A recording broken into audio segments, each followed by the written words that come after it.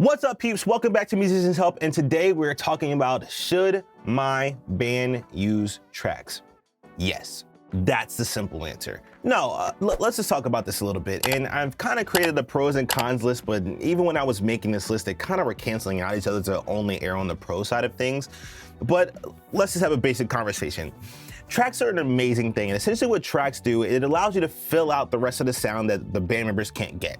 Oftentimes it could be a solo act, duo, trio, 4 or 5 people, and even at 5 people on the stage, you're still not able to get all of the instruments that were in the original track, meaning that the producer, whoever made the original song that you're playing, probably had a bunch of guitar layers, had some strings, had some Rhodes, some organs, some other percussion parts. They might have had some other sub bass on top of real bass. There's just a lot of instruments that are in this track, original track that is, that you all are, as a band, are not going to cover. You can definitely cover all that stuff now if you utilize tracks. Tracks can feel limiting, and that's oftentimes the thing that I hear is like, oh man, tracks limit me, the singer can't be flowy and all the other stuff, and there's 2 answers to this.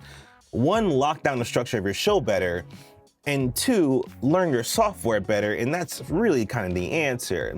Tracks should make your life real easy, from structure to timing to making sure everything is simple. You know how long your show is specifically. Let's say you're doing a bar gig and the bar manager says, hey, I want you guys to do 3 45-minute sets. Well, if you programmed everything out in your show, you can see exactly how long each one of those are. Let's say you're working with an artist and you all are doing festivals and they're like, hey, you guys have a 30-minute show. Let's go a little bit deeper. Let's say you're on the road with this artist and you're already performing an hour show. Now they go to this festival and it's a 30-minute show. Cool, not a problem. We go ahead and take these sections of songs, chip them down, and you can go back to this artist or your musical director and say, hey, great, I knocked down this hour and we got it down to like 32 minutes. We need to go ahead and shave off 2 minutes. But because it's structured here, we know exactly how long, because the track will tell us how long this is. Without that, you kind of have to be monitoring the clock a little bit. And oftentimes they do have a clock or someone to the side is saying, hey, last song, you guys have 3 minutes, whatever the situation is. I would rather not let someone who's not a part of my performance dictate how long versus me, right? I don't want them to dictate that. I want to be able to dictate how long and what's going on. That's a great way when we're talking about this timing in general. Let's say you're out on the road or you're in a cover band and you need a substitute. Someone's got to come in and sub for your drummer, or they got to come in and substitute for your guitarist or keyboard player, or maybe a background singer. Doesn't matter. If you have tracks here, all you need to do is bounce down your show or whatever you're going to do, or the songs individually, however you want to structure it, to send to this person and say, hey, here's your isolated parts. Here's also it all in context with the click and guide that you're going to hear in your in-ear monitors. So now they're super familiar. They're not walking in and just saying, okay, I listened to the Spotify link, and then now all of a sudden we have different arrangements and we have different stops and all this other stuff. You know exactly what's going on. Is that possible without using tracks? Sure. But hopefully you've recorded all your stuff. Most of the time you're not, especially not in good quality. You're probably not going to have the isolated part of the person that they're coming and substituting for. It's not really the best use. Like I said, could it be done? Sure. Is it the most ideal? No. So utilizing tracks that way, very, very beneficial. Another thing we don't really talk about much is that when you're utilizing tracks, it allows you to actually play your part. Countless times when you watch a cover band, or maybe you are a cover band, you might always start the song with the guitarist and they're kind of utilizing this riff. And that's cool and it's all right, but it's not the song. You know, it's not how the record was designed. The record was designed a certain way. Now, if you change their arrangement and you want to restructure it, totally fine, I get all that good stuff.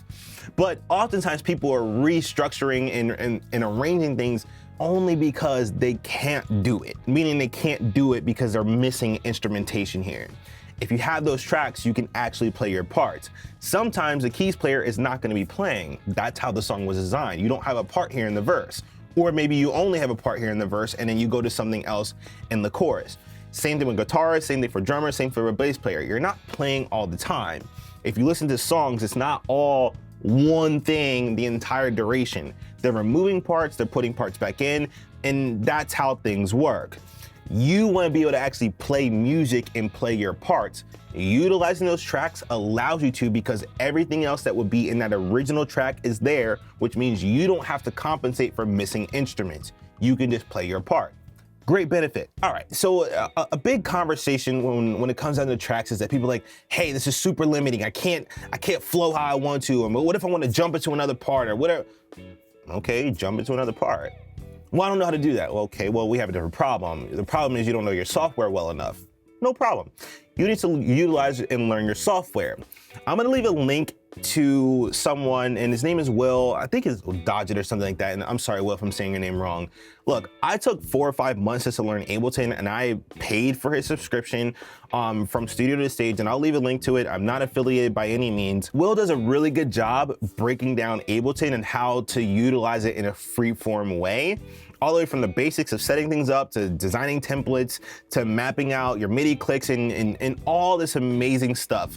From any application, from a 1-person band to a 10-person band and a person that wants to jump into different sections and do whatever and they want to cut. Oh, it's a great thing. Back to the whole point here is that they're saying, oh, I don't have the freedom, I don't know what to do. Well, you have to learn your software better versus trying to limit what your abilities are. If you learn your software, you could jump around and do whatever you want if you know your software. Now, there's definitely times where tracks are not the most ideal, right? And let's just say you're playing a really small bar. Tracks might not be the most ideal if you have a full band, because the volume of the full band is just so loud, your tracks might not be heard. However, a click or a click track, meaning like it's percussion loops or something like that, is always beneficial. You'll see churches do that a lot too. It just kind of keeps everything on a timing structure so timing isn't wavered. So they're still utilizing something to lock it down. But what happens here when you have 4 people in a small room and everybody's playing loud, your tracks just aren't gonna be heard. You hear it a lot where you're like, man, I wish I could hear those backgrounds. And if you go watch a show at a smaller venue, sometimes you're like, I didn't hear the tracks at all. The band was loud, the drummer was too loud, the guitarist was too loud.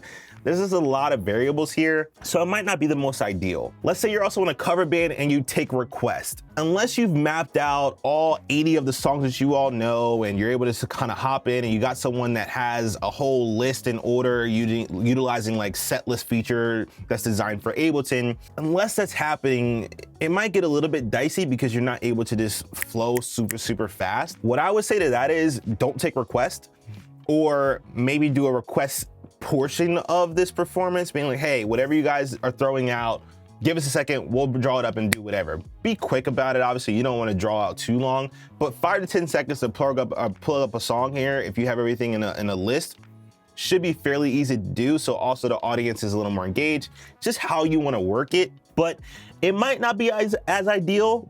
Just find a counter to that. Like I said, I probably just wouldn't take requests, or like I said, just do like a request portion of your show. The other part I talked about is just like I said, venue. If you're in a smaller venue, it might not be the most ideal, but just remember, if you're in a smaller venue, you might not want to have all 4 band members. You might just want to take a singer and maybe the drummer, a singer and the keyboardist, and then just utilize the tracks from that point forward. That makes sense. Now the stage volume is low and we could utilize however we want to, and it's still a nice full sound. It's the way to go about this. All in all, should your band use tracks? Yes. Learn your software, figure out ways to make it happen. And remember, this is really scalable from 1 person all the way up to 15. Utilizing your tracks is only thing you're gonna be able to do is to put back in those band members or to remove them if you actually have them there, as well as filling out all the other parts that was in an original track. Hopefully this helps. Once again, my whole point is not to tell you what to do, it's just to give you a little bit of a different insight and to spark some conversation with your band members and think about things a little bit differently. And if you decide to use it, great. If you don't, also great. Utilize whatever you want. If you have any questions or you want to chime in and add some extra bullet points below, please do. We're a community here. I want you all to discuss. That's the entire point. If you have any specific questions for me, you want me to make a video about something, also leave it in the comments. I'll do my best to kind of skim through and maybe do another video, and I'll shout you guys out as well. So hopefully that helps out. Anyway, that's gonna be it for me. You all have a great day.